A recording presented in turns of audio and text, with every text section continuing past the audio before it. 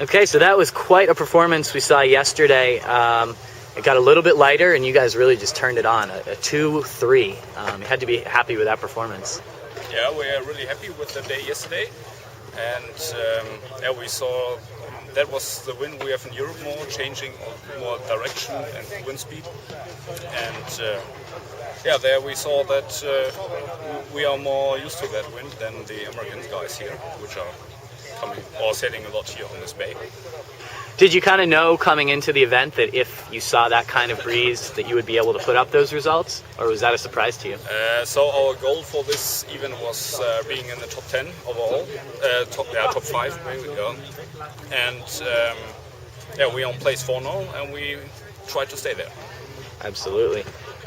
We were pretty sure that in these heavy wind stuff that we can't catch up with Mike Martin and Mike Holt. We already know them from other World Championships, and if it's breezing 25 plus, then they are away. Always. Yeah, we've seen it. But sometimes they capsize. That's true. Why is that? Why do they have such an advantage in the big stuff, and you guys just can't seem to I think do what they do? Their setup is already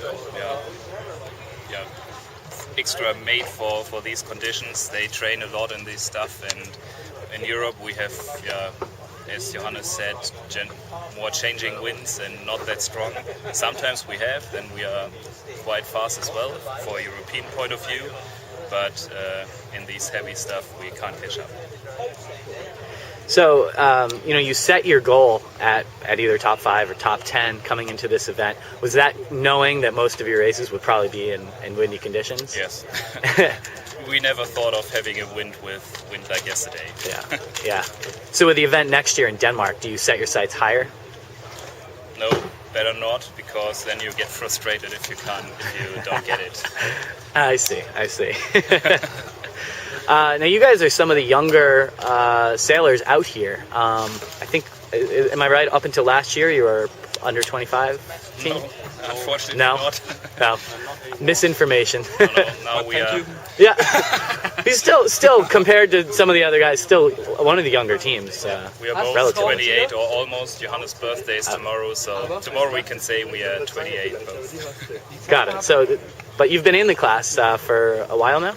It's our 10th season now, Wow. So we directly came from the 420, as we were both helming, so in the 420. We were not sailing together before. What has that transition been like in the last 10 years, coming from being 18-year-old 420 sailors up to some of the best 505 sailors in the world? Actually, there are not so big changes. I mean, we are meeting or coming often to regattas because the people are so nice and have a nice weekend, and that's often the reason to go. And there's no difference if you're sailing in the middle fleet or sailing in one of the best boats. And but it's a difference when you go to the World Championship. And then you prepare more. You check the boat more often and so on. That's a difference into middle class sailors.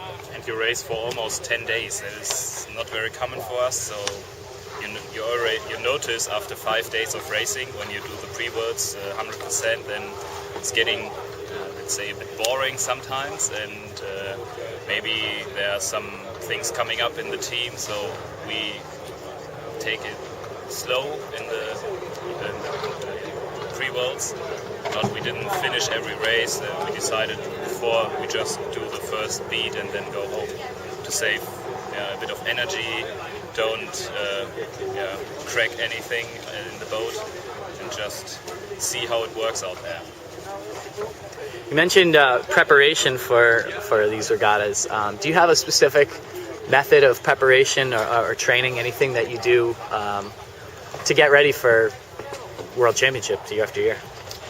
Actually, we didn't prepare in a special way for this. We had to ship our boat here directly after Kiel Week. So Kiel Week was our last race in Germany.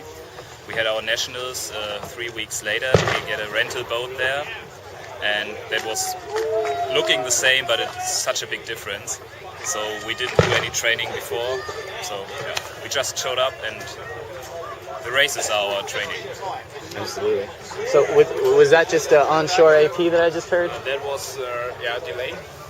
So that's they shoot 2 times and then it's we are waiting. I think here. yeah. So that's nice. We get to hang out a little bit longer.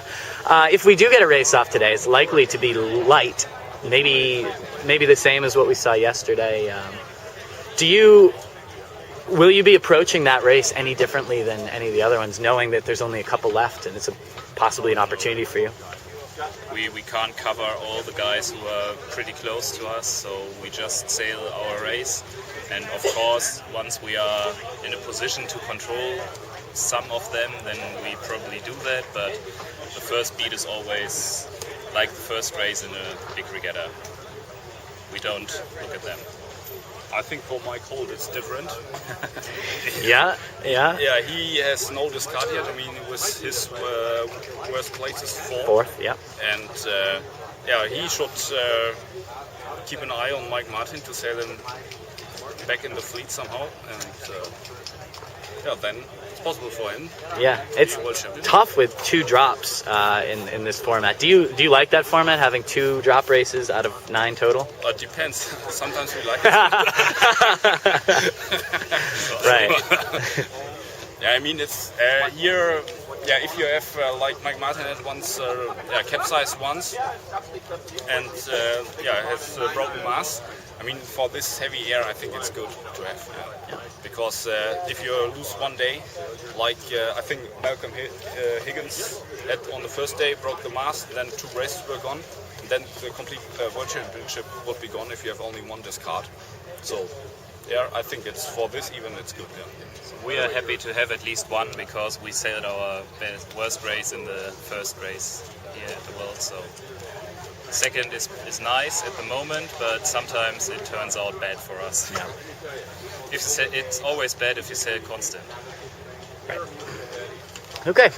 Well, guys, I really appreciate you talking to me, and hopefully we will get a race off. And if so, good luck today. Yeah, thank you. See you on the water.